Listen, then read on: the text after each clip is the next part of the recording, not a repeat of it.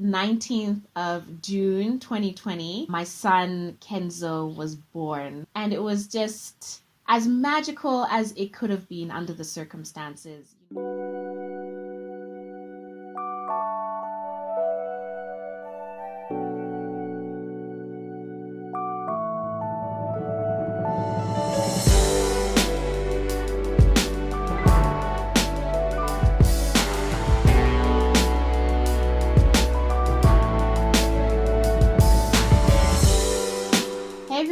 Welcome back to my channel. Thanks so much for tuning in. It's been a long time since I've been on YouTube. I am now officially a mother of two. I am sleep deprived.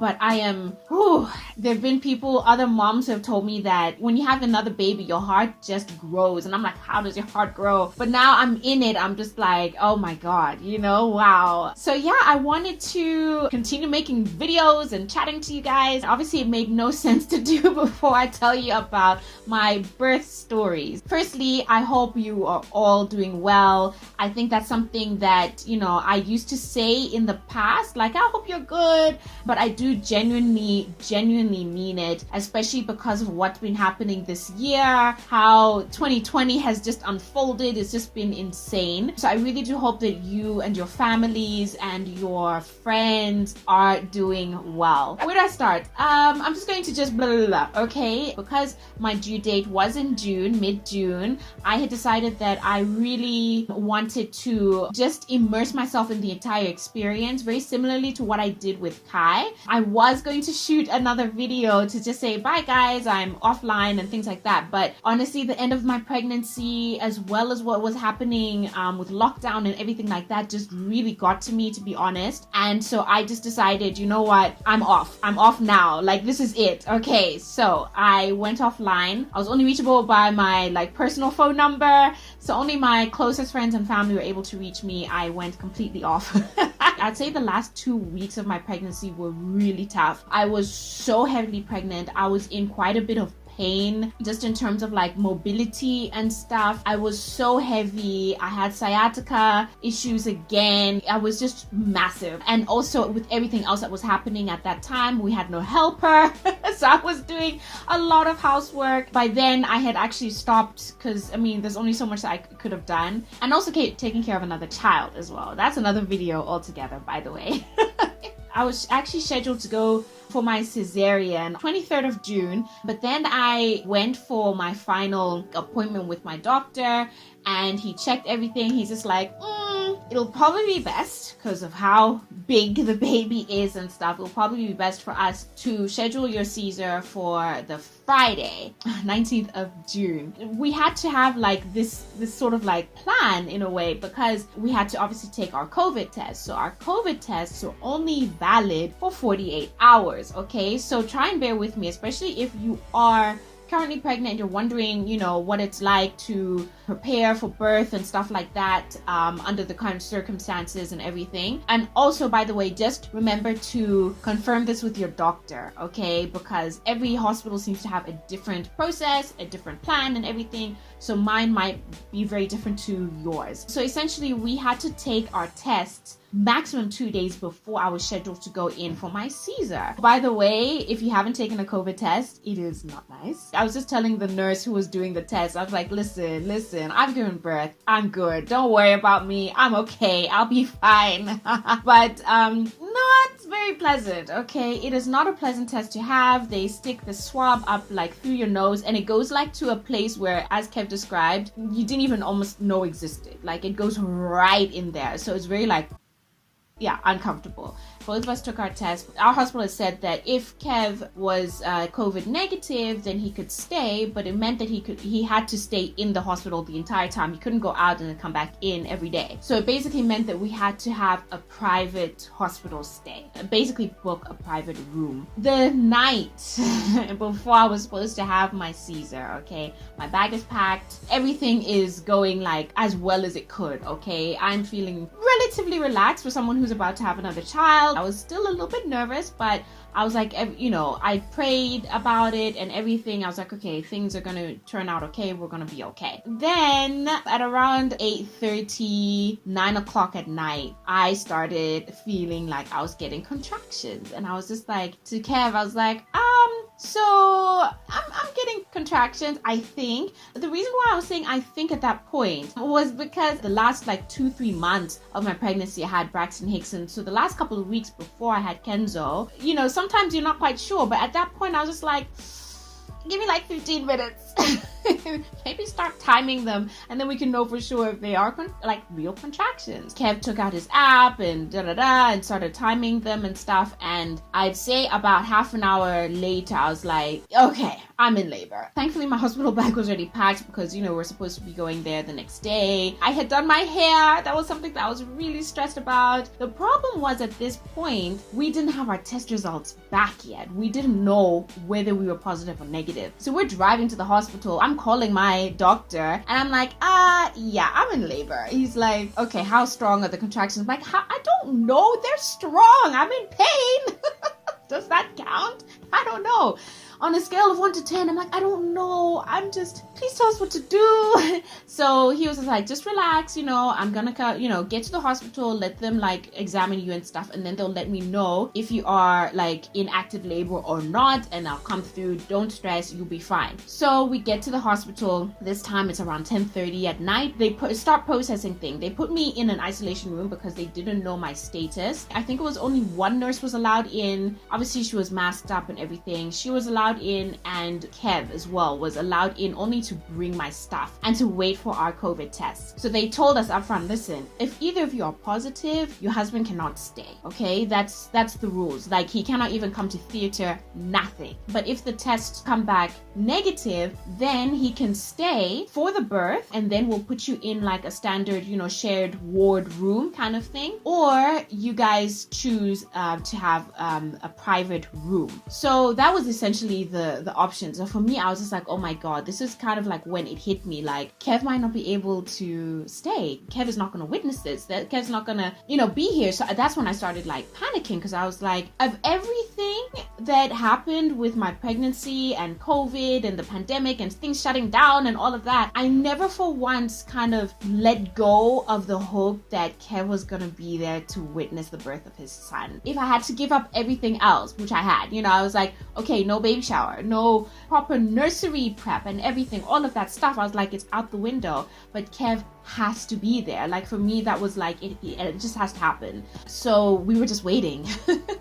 And I'm going through contractions and stuff. And so they're like, look, we're scheduling you for theater at 11:30. Okay, if the test results are not back by then, your husband cannot stay. He has to go. So I was already like, oh, what do we do?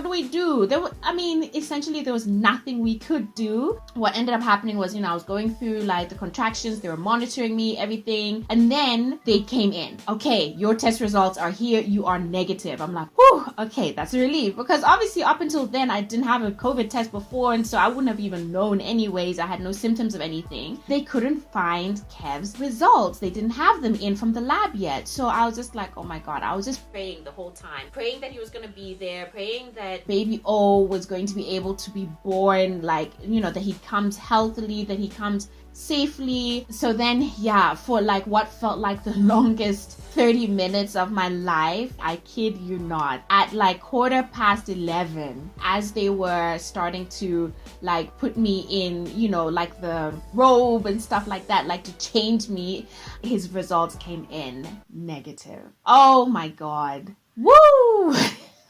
Literally in the nick of time, because if we had waited any longer, or if I don't even know, I'm telling this story now and I'm just I don't know what would have happened. So he came with me as I was being wheeled into theater. There we were, back in that theater with my same doctor. And if you want to know more detailed explanation of a cesarean and what happens in it, I can do another video on that. I think for me this time around, it was just so though it was much scarier because everyone was in masks. Obviously, the entire medical team had their entire PPE gear on. It was scary. It was just like, oh my, it was a lot. I had my mask on the entire time. Kev had his mask on. I shared this the other day on Instagram that the first time my son saw my face, I had a mask on, you know, so he could only see my eyes. And I don't know, it was just, for me, it was just such a like moment, because I asked them like, can I take this off? You know, I want to kiss my boy. Like, for me, I think that moment really like stood out for me the most, because it was just so, there was something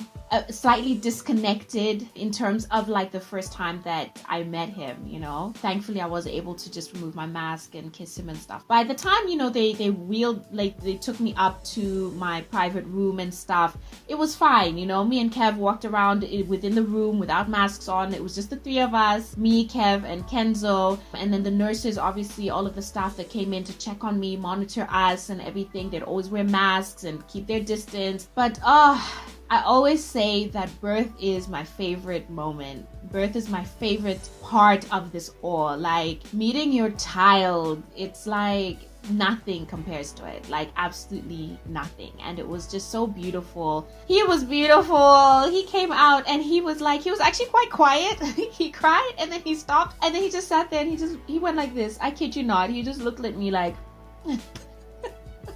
and you know, obviously I cried and I was emotional and stuff, and it was just so, you know, that eye contact, I can't even, I don't know, there's just no words.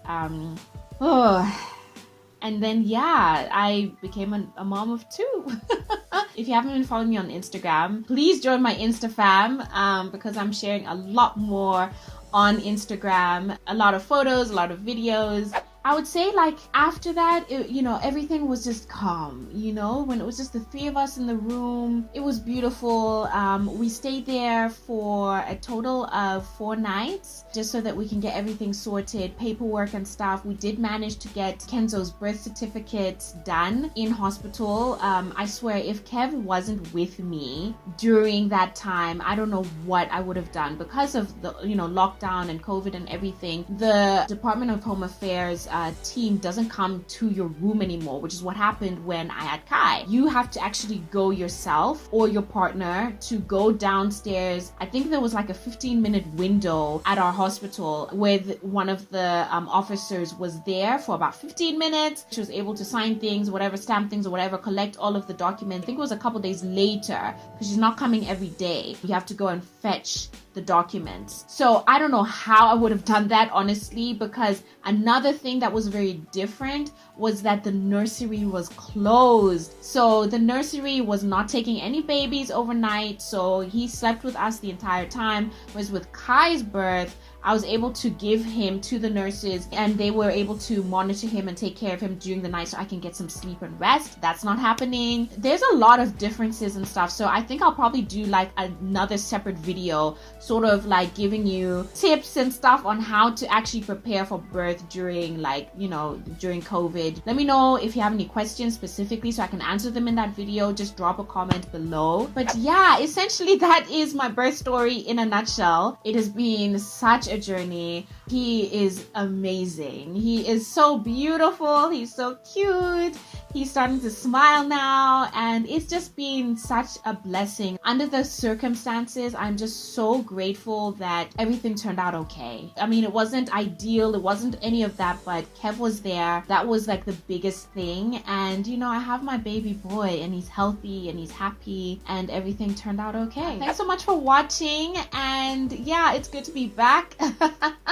Please share this video with a mama friend in your life who's probably, you know, stressing and worried about giving birth during this time. It is a bit of a nerve-wracking experience, but it is totally doable. Please give it a thumbs up if you enjoyed this video, and let me know, have you given birth recently? What was it like in the hospital? Please leave a comment below, and please remember to follow me on my social media platforms, especially on Instagram. I'm sharing a lot more on there, and I hope you're all doing well. I really do. I'll see you in the next video. Bye.